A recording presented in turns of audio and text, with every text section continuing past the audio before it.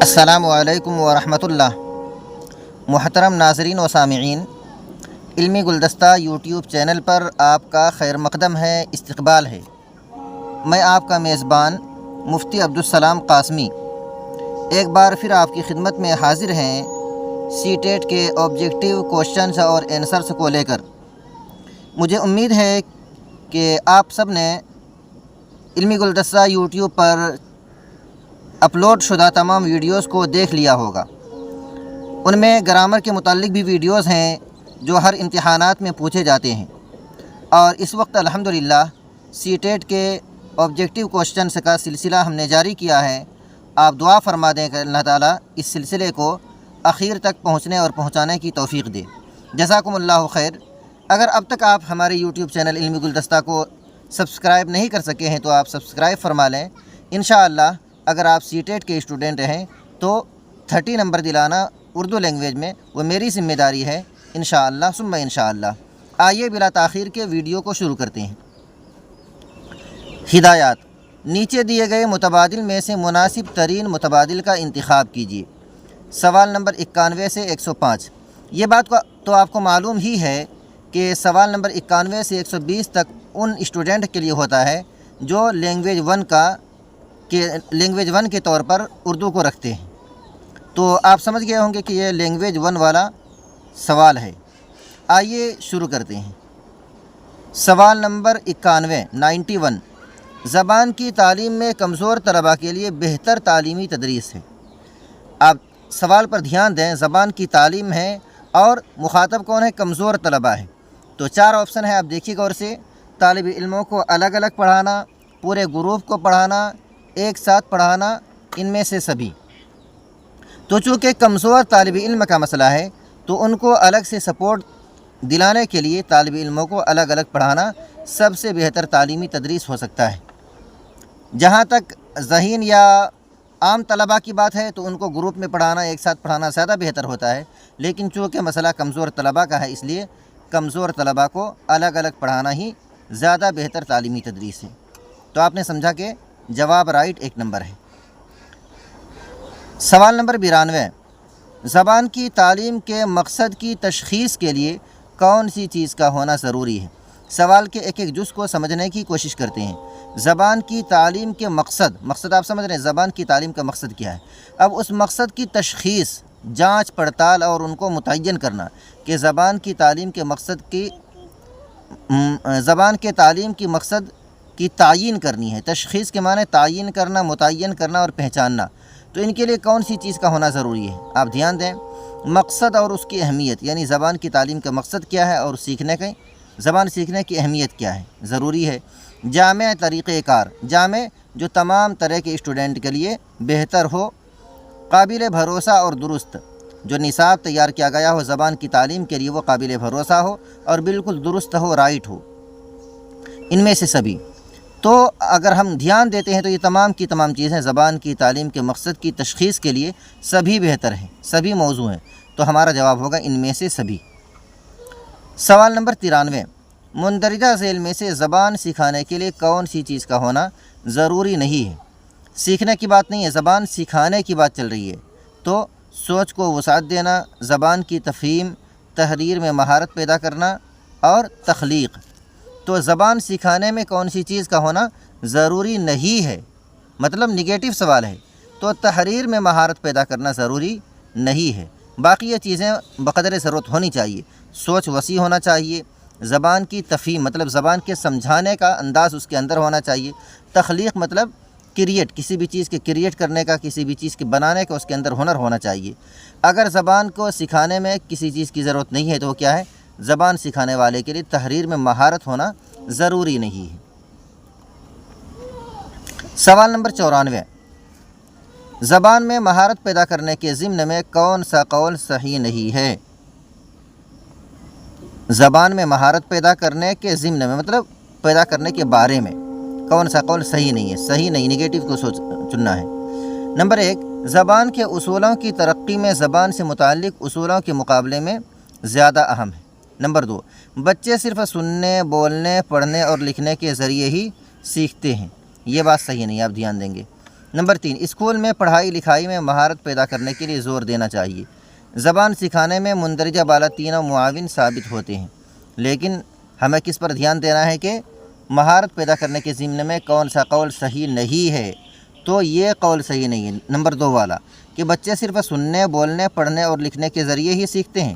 نہیں، ایسا نہیں ہے، بلکہ دیکھ کر بھی زبان سیکھتے ہیں، اور ان کے علاوہ بھی کئی طرح سے زبان سیکھ سکتے ہیں۔ تو اس کو متعین کرنا اور محدود کرنا کہ صرف انہی چاروں کے ذریعے بچے زبان سیکھتے ہیں، یہ جملہ اور یہ قول صحیح نہیں ہے۔ کون سا قول صحیح نہیں ہے؟ تو کون سا قول؟ یہ نمبر 2 والا قول صحیح نہیں ہے۔ نمبر 95، طلباء ان زبانوں کو جلدی سیکھ لیتے ہیں جس کے قواعد نہیں جانتے ہیں۔ یہ کس کا قول ہے؟ مہارشی پتنجلی، یہ جملہ پتہ نہیں کیا صاف نہیں لکھا ہوں، مہارشی پتنجلی، لارڈ سویٹ، لارڈ میکائل، جین پیکٹ۔ خیر یہ مخاطب بھی نہیں ہے اور یہ سوال کا مقصود بھی نہیں ہے، اس لیے یہ جملہ کیا ہے اس کو دھیان دینا چاہیے۔ بہرحال ہمارا سوال کا مقصود ہے کہ یہ جملہ کس کا ہے؟ طلباء ان زبانوں کو جلدی سیکھ لیتے ہیں جس کے قواعد نہیں جانتے ہیں۔ کس کا قول ہے یہ؟ لارڈ میکائل کا قول ہے۔ یاد رکھیں کہ لارڈ میکائل کا کہنا ہے کہ طلباء ان زبانوں کو جلدی سیکھ لیتے ہیں جس کے قواعد نہیں ہوتے۔ سوال نمبر 96، کلاس میں پڑھاتے وقت طلباء مشکل سوالات اور زبان کے بارے میں شبہ کا اظہار کرتے ہیں، ایسے میں آپ کیا کریں گے؟ دھیان دیں سوال پر۔ کلاس میں پڑھائی ہو رہی ہے اور طلباء مشکل سوالات اور زبان کے بارے میں شبہ کا اظہار کر رہے ہیں، کوئی سوال ان کو سمجھ میں نہیں آیا یا پھر کسی چیز کے بارے میں انہیں شبہ ہوا تو وہ اپنے اساتذہ کے سامنے اس کا ذکر کرتے ہیں۔ تو اگر آپ استاد ہیں تو آپ کیا کریں گے؟ نمبر 1، آپ اس کی تیاری کر کے ان کے شبہ کا ازالہ کریں گے اور ان کے سوالوں کا جواب دیں گے۔ نمبر 2، آپ ان کے سبھی شبہ اور سوالوں کو نوٹ کریں گے اور اگلے دن ان کے شبہ اور سوالوں کا جواب دیں گے۔ نمبر 3، آپ ان کو ہدایت کریں گے کہ پہلے کتاب میں پڑھو پھر بعد میں اس تعلق سے بات چیت کرنا۔ اور نمبر 4، آپ اس طلبہ کو ڈانٹ کر کہیں گے کہ جماعت میں نظم و ضبط بنائے رکھے۔ تو یہ تو ڈانٹنا تو بالکل صحیح نہیں ہے، اور ان کو یہ بھی نہیں کہنا ہے کہ کتاب میں پڑھ لو اور پھر اس کے بعد مجھ سے بات کرنا، یہ بات بھی غلط ہے۔ اور آپ ان کے سبھی شبہ اور سوالوں کو نوٹ کریں گے اور اگلے دن کے لیے ٹال دیں گے، یہ بھی مناسب نہیں ہے۔ تو سب سے بیسٹ جواب کیا ہے؟ سب سے بیسٹ جواب آپ کا 1 نمبر کا ہے کہ آپ اس کی تیاری کر کے ان کے شبہ کا ازالہ کریں گے اور ان کے سوالوں کا جواب اسی وقت دینے کی کوشش کریں گے۔ تو جواب کیا ہوا؟ 1 نمبر ہوا، آپ اس کی تیاری کر کے ان کے شبہ کا ازالہ کریں گے اور ان کے سوالوں کا جواب دیں گے۔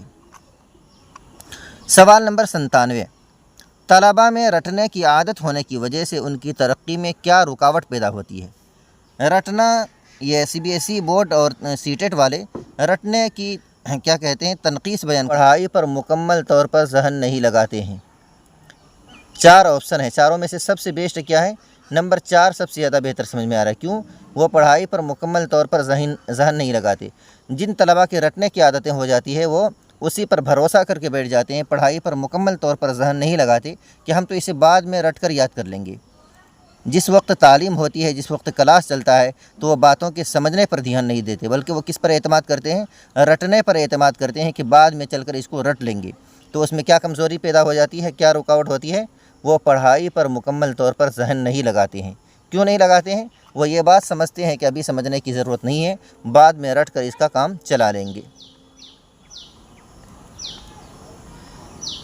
سوال نمبر 98، زبان کی تدریس کے طریقہ کار میں ایک فائدہ یہ ہوتا ہے۔ زبان کی تدریس مطلب ٹیچنگ، پڑھانا، سکھانا۔ زبان کی تدریس کے طریقہ کار میں ایک فائدہ یہ ہوتا ہے۔ نمبر 1، طلباء کو ہوم ورک نہیں کرنا ہوتا۔ نمبر 2، طلباء میں رٹنے کی عادت نہیں ابھرتی۔ اور نمبر 3، کمزور جماعت میں نظم و ضبط باقی رہتی ہے۔ نمبر 4، طلباء کم وقت میں زیادہ پڑھ سکتے ہیں۔ سب سے بہتر کیا ہے؟ زبان کی تدریس کے طریقہ کار میں ایک فائدہ یہ ہوتا ہے کہ طلباء میں رٹنے کی عادت نہیں ابھرتی۔ زبان کی تدریس چونکہ سمجھا کر کرائی جاتی ہے، زبان جب بھی پڑھائی جاتی ہے تو ان کو سمجھنے سمجھانے پر یعنی افہام و تفہیم پر زیادہ زور دیا جاتا ہے، اسی وجہ سے طلباء میں رٹنے کی عادت نہیں ابھرتی ہے۔ زبان کی تدریس کے طریقہ کار میں ایک فائدہ یہ ہے کہ طلباء میں رٹنے کی عادت نہیں ابھرتی ہے۔ سوال نمبر 99، زبان بہترین طریقہ کار ہے تجربات اور خیالات کے اظہار کے لیے۔ زبان کیا ہے؟ بہترین آلہ ہے، بہترین طریقہ کار ہے، کام کا طریقہ ہے۔ کس چیز کے لیے؟ تجربات اور خیالات کے اظہار کے لیے، یعنی اظہار کے لیے، ظاہر کرنے کے لیے، دوسروں تک پہنچانے کے لیے۔ کس چیز کے ذریعے؟ اعلان کے ذریعے، اجتماع کے ذریعے، تبادلے کے ذریعے، ان میں سے سبھی۔ سب سے بیسٹ کیا ہے؟ تبادلہ خیال کے ذریعے۔ آپ نے پیڈاگوجی میں بھی پڑھا ہوگا کہ زبان کے ذریعے ہم تبادلہ خیال کر کے، زبان کے ذریعے تبادلہ خیال کر کے ہم اپنے تجربات، مشاہدات، خیالات اور تصورات کو دوسرے تک پہنچاتے ہیں، دوسرے تک ان کی ترسیل کرتے ہیں۔ آپ کو یاد آ رہا ہوگا۔ تو کیا سمجھ میں آیا کہ زبان بہترین طریقہ کار ہے تجربات اور خیالات کے اظہار کے لیے؟ کیسے؟ تبادلے کے ذریعے، مطلب کچھ باتیں ہم دوسروں کو بتاتے ہیں، کچھ باتیں اس سے سنتے ہیں، تو اس طرح سے اس کو کیا کہتے ہیں؟ تبادلہ کہتے ہیں۔ دونوں طرف سے باتیں اس میں آتی ہیں۔ سوال نمبر 100، ہندوستانی بچوں کو سیکھنے کی ضرورت ہے۔ مادری زبان اور علاقائی زبان، مادری زبان اور انگریزی زبان، کوئی 3 زبان۔ سب سے بیسٹ کیا ہے؟ سب سے درست جواب کوئی بھی 3 زبان سیکھنا چاہیے ہندوستانی بچوں کو۔ یہ یہاں کا قانون اور یہاں کی کیا کہتے ہیں؟ آئین کہتی ہے۔ مادری زبان بالکل فرض اور ضروری نہیں ہے۔ بے شمار بچے اپنے یہاں پیدا ہوتے ہیں اور مادری زبان سیکھے بغیر دوسری جگہ جا کر دوسری زبانوں کو سیکھ لیتے ہیں، تو مادری زبان بھی سیکھنا بہت ضروری نہیں ہے۔ مادری زبان علاقائی زبان بھی نہیں، مادری زبان اور انگریزی زبان بھی نہیں، کوئی بھی انسان 3 زبان کو سیکھ سکتا ہے۔ تو آئین نے ہمیں یہ حق دیا ہے اور اس بات کی ترغیب دی ہے کہ ہر ہندوستانی کو 3 زبان آنی چاہیے، کوئی بھی وہ زبان ہو، کوئی بھی 3 زبان سیکھ سکتا ہے۔ سوال نمبر 101، ایک جامع کلاس روم میں زبان کی تعلیم کے چیلنج میں سے ایک ہے۔ جامع مطلب جہاں ہر طرح کے اسٹوڈنٹ ہو، چھوٹی برادری کے ہو، بڑی برادری کے ہو، ذہین ہو، کمزور طلبہ ہو، اور ہر طرح کے، ہر برادری کے، ہر گروہ کے لوگ ہوں، ایسے کلاس روم کو جامع کلاس روم کہا جاتا ہے۔ تو ایک جامع کلاس روم میں زبان کی تعلیم کے چیلنج میں سے ایک ہے۔ کیا ہے؟ ان میں سے ایک چیلنج یہ بھی ہے کہ مناسب زبان سیکھنے کے ماحول کی ترقی کی ناکامی، سیکھنے کے لیے مناسب مواد کی کمی، طلباء کی صلاحیت میں اضافے کی تجویز، اور طلباء کے درمیان نابرابری کا شعور۔ تو یہ تو نہیں ہو سکتا نابرابری کا شعور، کیونکہ جامع کلاس روم ہے، اس میں ہر طرح کے، ہر گروہ اور ہر طرح کے برادری کے بچے ہیں، تو نابرابری تو نہیں ہے۔ طلباء کی صلاحیت میں اضافے کی تجویز، یہ بھی مناسب نہیں ہے۔ سیکھنے کے لیے مناسب مواد کی کمی، چونکہ اصل کہا ہے کہ ایک چیلنج کیا ہے، اس میں کیا پریشانی ہوتی ہے، پریشانی بتانے کے لیے ہے۔ طلباء کی صلاحیت میں اضافے کی تجویز، صلاحیت تو بڑھتی ہے، لیکن سوال یہ نہیں ہے۔ سوال آپ کو پوچھا گیا ہے کہ ایک جامع کلاس روم میں زبان کی تعلیم کے چیلنجز میں سے ایک ہے، چیلنج ان کو کیا درپیش ہوتا ہے جامع کلاس روم میں، تو ان کے لیے صحیح جواب کیا ہے؟ مناسب زبان سیکھنے کے ماحول کی ترقی کی ناکامی۔ مناسب زبان سیکھنے کا جو ماحول ہونا چاہیے، وہ ماحول جامع کلاس روم میں نہیں ہو پاتا۔ کیوں نہیں ہو پاتا؟ اس لیے کہ مختلف زبان کے اور مختلف گروہ کے بچے ہوتے ہیں، تو مناسب طور پر زبان کو سیکھنے کی کا جو ماحول ہوتا ہے، اس ماحول کی ترقی میں ناکامی ملتی ہے۔ مناسب زبان سیکھنے کے ماحول کی ترقی کی ناکامی، ماحول میں جو ترقی ہونی چاہیے مناسب زبان سیکھنے کے لیے، اس ترقی میں کیا ہے؟ ناکامی ہوتی ہے۔ کس میں؟ جامع کلاس روم میں۔ یہی کیا ہے؟ یہی چیلنج ہے۔ جامع کلاس روم میں زبان کی تعلیم کے چیلنجز میں سے ایک یہ بھی ہے۔ سوال نمبر یہ آپشن نمبر 1۔ سوال نمبر 102، مادری زبان کی تدریس کے لیے کون سا طریقہ بہتر نہیں ہے؟ مادری زبان کی بات ہو رہی ہے۔ مادری زبان کی حتی الامکان جانکاری، تلفظ کا علم حاصل کرنا، تلفظ کی جانکاری رکھنا، زبان سیکھنے میں مختلف تحریر کی جانکاری رکھنا۔ سوال کو دھیان دیں، مادری زبان کی تدریس بول رہے ہیں، تدریس مطلب ٹیچنگ، مادری زبان سکھانے والے کے لیے کون سا طریقہ بہتر نہیں ہے؟ تو یہ دونوں طریقہ ان کے لیے بہتر نہیں ہے۔ تلفظ کا علم حاصل کرنا، تلفظ کی جانکاری رکھنا، بہتر مطلب ضروری نہیں ہے، ضروری ہی سمجھیں گے۔ اگر ہے علم تب تو اچھی بات ہے، لیکن سی ٹیٹ کبھی کبھی بے تکا سوال بھی کرتا ہے، اس میں بالکل آپ کو ماننا پڑے گا یہ بات کہ یہ دیکھیے آپ پوچھ رہے ہیں مادری زبان کی تدریس کے لیے کون سا طریقہ بہتر نہیں ہے، طریقہ پوچھے تب تو بہتر ہے۔ تو تلفظ کا علم حاصل کرنا اور تلفظ کی جانکاری رکھنا، تلفظ کے ذریعے سے مادری زبان نہیں سکھائی جاتی ہے۔ مادری زبان سکھانے کا کیا ہوتا ہے؟ تبادلہ خیال کے ذریعے، ماحول کے ذریعے، اور مادری زبان میں تلفظ کوئی خاص اس کی اہمیت نہیں ہوتی ہے، اس وجہ سے تلفظ کا علم حاصل کرنا اور تلفظ کی جانکاری رکھنا یہ دونوں نہیں ہونا چاہیے۔ بہرحال سی ٹیٹ نے جو صحیح آپشن مانا ہے وہ اس کو مانا ہے، تلفظ کی جانکاری رکھنا، لیکن یہ دونوں ایک جیسے ہیں۔ سوال نمبر 103، مندرجہ ذیل میں سے کون سا ایک طریقہ کار تدریس کے لیے ہے؟ مندرجہ ذیل میں سے کون سا ایک طریقہ کار تدریس کے لیے، مطلب تدریس کے لیے کون سا بہتر طریقہ ہے؟ مخصوص طریقہ کار جس میں خاص اچھا انداز ہو، پڑھانے کا بہترین طریقہ ہو۔ پرلطف طریقہ کار مطلب مزیدار طریقہ کار جس میں بچے دلچسپی لیں۔ اور آپشن نمبر 3، ابھارنے کا طریقہ کار، بچوں کو موٹیویٹ کیا جائے، بچے کو ترغیب دی جائے۔ اور نمبر 4، ان میں سے سبھی۔ تو ان کا صحیح آپشن کیا ہے؟ ان میں سے سبھی۔ ابھارنے کا طریقہ کار بھی اچھا ہے، بچے کو موٹیویٹ کرنا چاہیے، ان کو ترغیب دینی چاہیے۔ اور ادھر جو 2 آپشن ہیں، مخصوص طریقہ کار پڑھانے کے لیے کوئی بہتر طریقہ ہو، مخصوص ہو، یہ بھی اچھا ہے۔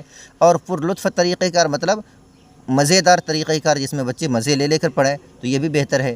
تو 1، 2 اور 3 یہ تینوں صحیح ہے، اس لیے آپشن نمبر 4 صحیح ہے کہ ان میں سے سبھی، اوپر کے سبھی آپشن صحیح ہیں۔ جواب ہوگا 4 نمبر۔ سوال نمبر 104، زبان پڑھانے کے لیے سمعی اور بصری طریقہ کار کا استعمال کس کے لیے مفید ہے؟ زبان پڑھانے کے لیے سمعی اور بصری طریقہ کار، سمعی مطلب آڈیو والی سننے والی چیزیں، اور بصری مطلب دیکھی جانے والی چیزیں۔ تو یہ طریقہ کار کس کے لیے مفید ہے؟ درست کے لیے، صحیح تحریر کے لیے، درست پڑھنے کے لیے، اور ان میں سے کوئی نہیں۔ تو آپ سمجھ سکتے ہیں کہ اگر زبان کے کلاس میں کوئی سننے والی، مثال کے طور پر آڈیو سنائی جاتی ہے، یا کوئی چیز دیکھنے والی موبائل یا ویڈیو دکھائی جاتی ہے، تو کس لیے دکھائی جاتی ہے، کس کے لیے زیادہ مفید ہے؟ درست تلفظ کے لیے۔ تلفظ کی درستگی طالب علم یا کوئی کیسے کرے گا؟ جب وہ صحیح تلفظ کو سنے گا اور تلفظ ادا کرتے وقت وہ دیکھے گا کہ کون سا حرف کہاں سے ادا ہو رہا ہے۔ تو سمعی اور بصری طریقہ کار کا استعمال کس کے لیے مفید ہے؟ درست تلفظ کے لیے مفید ہے۔ سوال نمبر 105، نصابی تعلیم ایک طریقہ ہے جس سے مسائل کی شناخت کرنے میں دشواری بڑھتی ہے، غلط بات، مشکلات حل کرنے میں مدد ملتی ہے۔ نمبر 3، بے ترتیبی مشکلات بڑھتی ہے، مشکلات حل کرنے میں زبان کی مدد کرتی ہے۔ تو کیا کہا ہے؟ نصابی تعلیم مطلب سلیبس والی تعلیم، جہاں تعلیم فکس ہوتی ہے، نصاب اور سلیبس فکس ہوتا ہے، اس میں کیا ہے؟ وہ ایک طریقہ ہے جس میں مشکلات حل کرنے میں مدد ملتی ہے۔ کئی طرح کی مشکلات حل کرنے میں مدد ملتی ہے کہ ایک تو بچے کو معلوم ہوتا ہے کہ مجھے اتنا پڑھنا ہے، اساتذہ کو معلوم ہوتا ہے کہ مجھے اتنا ہی پڑھانا ہے، تو بے شمار طرح کی مشکلات سے اس میں مدد ملتی ہے، مشکلات حل کرنے میں مدد ملتی ہے، کس میں؟ نصابی تعلیم میں۔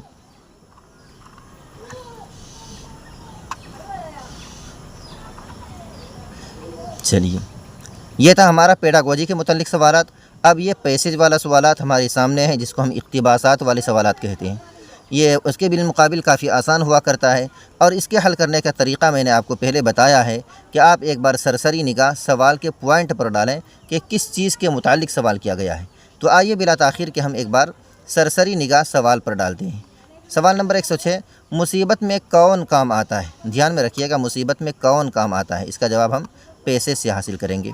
سوال نمبر 107، گل پر کب نکھار آتا ہے؟ گل پر نکھار کب آتا ہے؟ شاعر نے کیا کہا ہے، اس کا ہم جواب دھیان میں رکھیں گے۔ سوال نمبر 108، میرے مرنے پہ غم نہ کرنا، میرے مرنے پہ غم نہ کر کیونکہ، وہاں دیکھیں گے ہم کیونکہ۔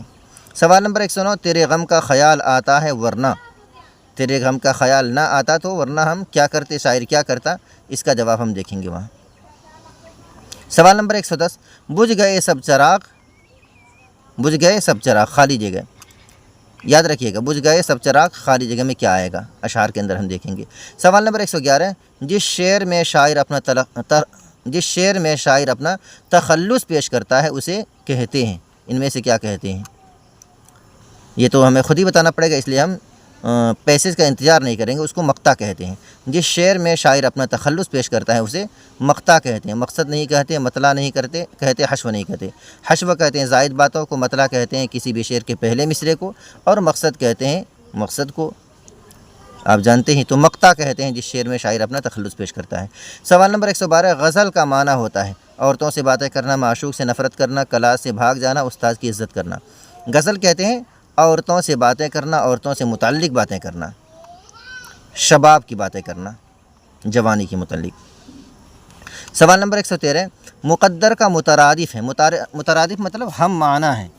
مقدر آپ جانتے ہیں تقدیر سے بنا ہے، حسیب نہیں، ادیب نہیں اور قریب نہیں، کیا ہے مقدر کا مترادف؟ نصیب۔ مقدر اور نصیب ایک ہی کو کہتے ہیں، تقدیر۔ سوال نمبر 114، شعر کو مکمل کیجیے۔ ناز کی اس کیا کہیے، یہ بھی جو اقتباس دیا گیا ہے اس اقتباس میں یہ نہیں ہے، اس لیے اس کو حل ہی کر لیتے ہیں۔ ناز کی اس کے ہونٹ کی کیا کہیے، اس کے لب کی کیا کہیے، قدم کی، اس کے بال کی، تو سب سے ملتا جلتا بالکل کیا ملتا ہے جو مصرے میں وزن کو برقرار رکھتا ہے، اس کے لیے یہ کہ لب کی آئے گا۔ ناز کی اس کے لب کی کیا کہیے، اسی پر مصرع ملتا جلتا ہے اور وزن بھی اس میں برقرار رہتا ہے۔ ناز کی اس کے لب کی کیا کہیے۔ تو یہ سوالات ہم نے ایک بار پڑھنے کی کوشش کی تاکہ جواب فٹافٹ ملے۔ آئیے ایک بار شعر کو پڑھتے ہیں۔ ہدایات، مندرجہ ذیل نظم کو پڑھیے اور دیے گئے متبادل میں سے مناسب ترین متبادل کا انتخاب کیجیے۔ سوال نمبر 106 تا 114، خودکشی کوئی ایسی بات نہ تھی تیرے غم کا خیال آتا ہے۔ ایک سوال پوچھا گیا ہے کہ تیرے غم کا خیال آتا ہے، ورنہ میں کیا کر سکتا تھا، ورنہ تو میں خودکشی کر لیتا، لیکن محبوب کے غم کے خیال کی وجہ سے خودکشی نہیں کر رہا ہے۔ سوال آیا ہے، آپ دھیان دیں گے، یہ دیکھیے یہاں سوال ہے۔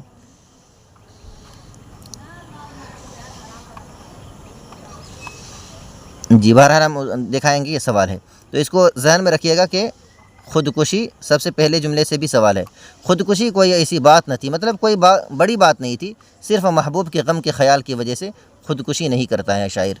ایک تیرے نام کے سوا ہے کون جو مصیبت میں کام آتا ہے، یہ بھی سوال تھا کہ مصیبت میں کون کام آتا ہے، محبوب کا نام کام آتا ہے، محبوب کے نام کے سوا کوئی کام نہیں آتا۔ دو جواب ہو گیا، دو آنسر حل ہو گیا۔ بجھ گئے سب چراغ دل تو ہے، اس کو دو طرح سے پڑھ سکتے ہیں، میرا ذہن یہی کہتا ہے۔ بجھ گئے سب چراغ دل تو ہے، دل کے جتنے آرزو ارمان تھے، دل کے جتنے چراغ تھے، سب بجھ گئے، ایک محبوب تو ہی باقی ہے۔ ایک تو اس طرح پڑھ سکتے ہیں، ایک دوسرا اس طرح سے پڑھ سکتے ہیں، بجھ گئے سب چراغ دل تو ہے، سب چراغ بجھ گئے لیکن ابھی دل باقی ہے، دل تو ہے، بجھ گئے سب چراغ دل تو ہے۔ اور دوسرا طریقہ پڑھنے کا، بجھ گئے سب چراغ دل تو ہے، دل کے تمام چراغ بجھ گئے لیکن محبوب تو ابھی باقی ہے۔ تو اس کے بارے میں بھی خالی جگہ کے بارے میں پوچھا گیا تھا، بجھ گئے سب چراغ دل تو ہے، تو یہ والا جملہ خالی جگہ میں آئے گا۔ ایک چراغ اب بھی جھلملاتا ہے، خون ہو 100 دلوں کا تب جا کر ایک گل پر نکھار آتا ہے۔ سوال پوچھا گیا ہے کہ گل پر نکھار کب آتا ہے، کب آتا ہے؟ 100 دلوں کا خون کر کے اس کے بعد گل پر نکھار آتا ہے۔ خوش نصیبی بھی آڑے نہ آ سکے، ایک ایسا بھی وقت آتا ہے، میرے مرنے پہ غم نہ کر اتنا، اتنا آدمی جلد بھول جاتا ہے۔ یہ بھی سوال کیا گیا ہے کہ مرنے پہ غم نہ کر، کیوں غم نہ کر؟ اس لیے کہ آدمی جلد بھول جاتا ہے۔ ان تمام اقتباسات کو پڑھنے کے بعد اب ہم ایک بار پھر سوال کو پڑھتے ہیں اور فٹافٹ جواب حاصل کرتے ہیں۔ مصیبت میں کون کام آتا ہے؟ تیرے نام کے سوا، مطلب تیرے نام کے سوا اور کوئی نہیں ہے جو کام آئے، صرف تیرا نام ہی کام آتا ہے۔ جواب نمبر کیا ہے؟ Option number 2۔ سوال نمبر 107، گل پر نکھار آتا ہے، گل پر کب نکھار آتا ہے؟ کب نکھار آتا ہے؟ دلوں کا خون کرنے سے گل پر نکھار آتا ہے، پانی سے نہیں، کھاد سے نہیں، ہوا سے نہیں، گل پر نکھار آتا ہے۔ کب نکھار آتا ہے؟ دلوں کا خون کرنے سے گل پر نکھار آتا ہے۔ سوال نمبر 108، میرے مرنے پہ غم نہ کر، کیونکہ آدمی جلد بھول جاتا ہے۔ ابھی آپ پڑھ کے آئے ہیں، پورا دونوں مصرع یہی ملا کے، میرے مرنے پہ غم نہ کر کیونکہ آدمی جلد بھول جاتا ہے۔ سوال نمبر 109، تیرے غم کا خیال آتا ہے ورنہ، تیرے غم کا خیال آتا ہے ورنہ خودکشی کوئی بات نہ تھی۔ خودکشی کوئی بڑی بات نہیں تھی، شاعر خودکشی کر لیتا، لیکن محبوب کے غم کے خیال کی وجہ سے کہ محبوب کو ان کے خودکشی کا غم ہوگا، اسی وجہ سے خودکشی نہیں کر رہا ہے۔ سوال نمبر 110، ذیل میں دیے لفظوں میں سے صحیح لفظ چن کر لکھیے۔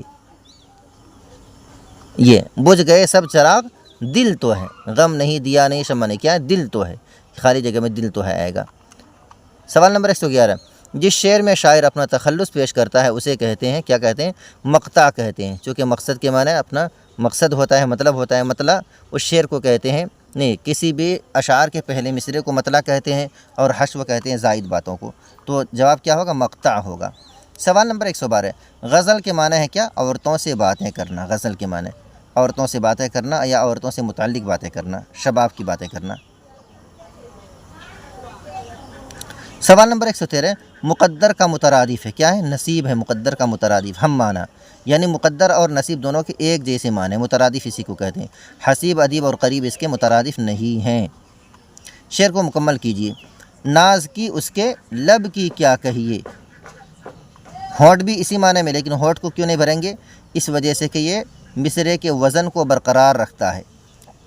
ناز کی اس کے لب کی کیا کہیے، یہی خالی جگہ میں آئے گا۔ آگے دیکھتے ہیں ہدایات۔ نیچے دی ہوئی عبارت کو پڑھیے اور دیے گئے متبادل میں سے مناسب ترین متبادل کا انتخاب کیجیے، کیونکہ یہ بھی پیسیج ہے اور اقتباس ہے۔ آئیے ایک بار فٹافٹ پہلے سوال کو نگاہ میں رکھتے ہیں، اس کے مطابق ہی ہم اقتباس کو پڑھ کر جلدی جواب حاصل کرنے کی کوشش کریں گے، کیونکہ سی ٹیٹ کا ہمارا مزاج بنانا ہے کہ ہمیں سی ٹیٹ کے ایگزام میں بیٹھنے سے پہلے مزاج میں جلدی پڑھنا ہے تاکہ وقت کی بچت ہو سکے۔ دیکھتے ہیں سوال نمبر 115، تحریر کس نے ایجاد کی؟ بریل تحریر کے متعلق بات ہو رہی ہے، کس نے تحریر یہ ایجاد کی، اس کو ذہن میں رکھنا ہے۔ 115 116 میں وہ کب پیدا ہوئے؟ بریل تحریر کو جنہوں نے ایجاد کیا، جنہوں نے جو اس کے موجد ہیں، ایجاد کرنے والے، وہ کب پیدا ہوئے، اس کو ذہن میں رکھنا ہے، وہاں کہاں اقتباس سے نکالنا ہے۔ نوکیلا اوزار لگ جانے سے کیا جاتا رہا یا کیا جاتی رہی؟ بریل تحریر کے جو موجد ہیں، ایجاد کرنے والے ہیں، اس کو بچپن میں نوکیلا اوزار ان کی آنکھ میں لگ گیا تھا، اس کی کیا گئی تھی؟ بین آئی گئی تھی، آنکھ گیا تھا، ہاتھ گیا تھا، یہ بات بھی ذہن میں رکھنی ہے۔ سوال نمبر 118، تحریر کو کتنے سال کی محنت لگن کے بعد ایجاد کیا؟ بریل تحریر جو ایجاد کیا ہے کتنے سالوں کی لگن کے بعد کیا گیا ہے؟ سوال نمبر 119، ماسٹر صاحب کیا آپ کو آتی ہے؟ کیا آتی؟ بریل تحریر آتی ہے، بچے نے سوال کیا ہے۔ سوال نمبر 120، تحریر کا ضد ہے، کیا ہے؟ تنویر، شمشیر، شبیر کچھ بھی نہیں کیا، تحریر کا ضد ہے تقریر، تحریر و تقریر، تحریر کے معنی لکھنا اور تقریر کے معنی اسپیچ دینا۔ آئیے فٹافٹ اقتباس سے ان تمام سوالات کے جوابات کو لینے کی کوشش کرتے ہیں۔ دیکھیے نیچے دی ہوئی عبارت کو پڑھیے اور دیے گئے متبادل میں سے مناسب ترین متبادل کا انتخاب کیجیے۔ سوال نمبر 115 سے 120، زاہدہ ایک بچی ہے، یہ تحریر کس نے ایجاد کی؟ بریل تحریر کے متعلق اپنے استاد سے پوچھ رہی ہے۔ ماسٹر صاحب اس کے ایجاد کرنے والے لوئی بریل تھے، کون تھے؟ سوال کیا گیا ہے، لوئی بریل تھے، یاد رکھیے گا، بریل تحریر کے موجد اور ایجاد کرنے والے لوئی بریل تھے۔ وہ پیرس کے نزدیک کوپ برے نام کے قصبے میں جنوری 1809 میں پیدا ہوئے تھے۔ سوال ہے آپ کا، کتنے سن میں پیدا ہوئے تھے؟ 1809 میں پیدا ہوئے تھے۔ 2 سال کی عمر میں ایک نوکیلا اوزار لگ جانے سے لوئی کی آنکھوں کی روشنی جاتی رہی۔ پوچھا گیا تھا کہ ایک نوکیلا اوزار گرنے کی وجہ سے اس کی کیا چلی گئی تھی، کیا چلا گیا تھا؟ آنکھوں کی روشنی چلی گئی تھی، جاتی رہی تھی۔ مگر لوئی نے ہار نہیں مانی اور کسی نہ کسی طرح تعلیم حاصل کرنے میں لگے رہے۔ اپنی 20 سال کی محنت اور لگن سے انہوں نے اس تحریر کو ایجاد کیا۔ یہ سوال آپ سے پوچھا گیا ہے، کتنے سال کی محنت اور لگن سے بریل تحریر کو ایجاد کیا گیا؟ کتنے سال؟ 20 سال کی محنت اور لگن سے بریل تحریر کو ایجاد کیا گیا ہے، جسے انہی کے نام بریل تحریر کہا جاتا ہے۔ بچوں، اس تحریر کو ایجاد کر کے لوئی نے نابینا لوگوں کے لیے تعلیم کا راستہ کھول دیا اور ان کی تاریک زندگی میں روشنی بکھیر دی۔ اسلم، ماسٹر صاحب کیا آپ کو بریل تحریر آتی ہے؟ سوال کیا گیا ہے، خالی جگہ، ماسٹر صاحب کیا آپ کو خالی جگہ آتی ہے؟ کیا آتی ہے؟ بریل تحریر آتی ہے، خالی جگہ میں آئے گا۔ آپ محمود کو کیسے پڑھائیں گے؟ آپ اس کے ہوم ورک کی جانچ کس طرح کریں گے اور پھر امتحان کی کاپی کیسے جانچی جائے گی؟ آئیے ان اقتباسات کو سمجھ کر پڑھنے کے بعد اب فٹافٹ اس کے جوابات حاصل کرتے ہیں۔ سوال نمبر 115، تحریر کس نے ایجاد کی؟ لوئی بریل نے ایجاد کی۔ سوال نمبر 116، وہ کب پیدا ہوئے؟ 1809 میں پیدا ہوئے، آپ ابھی اقتباس میں پڑھ کے آ رہے ہیں۔ سوال نمبر 117، نوکیلا اوزار لگ جانے سے کیا جاتا رہا، کیا جاتی رہی؟ لوئی بریل کی کیا جاتی رہی تھی؟ آنکھوں کی روشنی جاتی رہی تھی۔ سوال نمبر 118، تحریر کو کتنے سال کی محنت لگن کے بعد ایجاد کیا؟ 20 سال کی محنت اور لگن کے بعد ایجاد کیا، آپ کو یاد ہے۔ سوال نمبر 119، ماسٹر صاحب کیا آپ کو آتی ہے؟ کیا آتی ہے؟ بریل تحریر آپ کو آتی ہے۔ اور سوال نمبر 120، تحریر کا ضد ہوتا ہے تقریر، جیسا کہ میں نے آپ کو بتایا۔ تو مجھے امید ہے کہ انشاءاللہ آپ یہ ویڈیو پسند کریں گے۔ اگر آپ کو یہ ویڈیو پسند آئے تو آپ لائک کریں، اپنے دوست و احباب کے ساتھ شیئر فرمائیں، اور بندے کی ہمت افزائی کے لیے چینل کو سبسکرائب بھی ضرور فرما دیں، اور دعا بھی کرتے رہیں کہ میں نے وعدہ کیا ہے آپ سے کہ 2011 سے لے کر 2025 تک اس درمیان میں جتنے بھی سی ٹیٹ کے اگزامات ہوئے ہیں انشاءاللہ میں سب کی ویڈیوز کی شکل میں خواہ وہ آبجیکٹیو ہو، قواعد ہو، گرامر ہو یا اقتباسات کے سوالات ہو، ہر طرح کے پورے سوالات کو میں لے کر آپ کی خدمت میں ضرور حاضر ہوں گا۔ آپ بس دعا فرمائے اللہ مجھے توفیق دے اور میرے اس محنت کو قبولیت بخشے۔ شکریہ، جزاکم اللہ خیرہ۔ میں تھا آپ کا میزبان مفتی عبدالسلام قاسمی اور آپ دیکھ رہے تھے علمی گلدستہ یوٹیوب چینل۔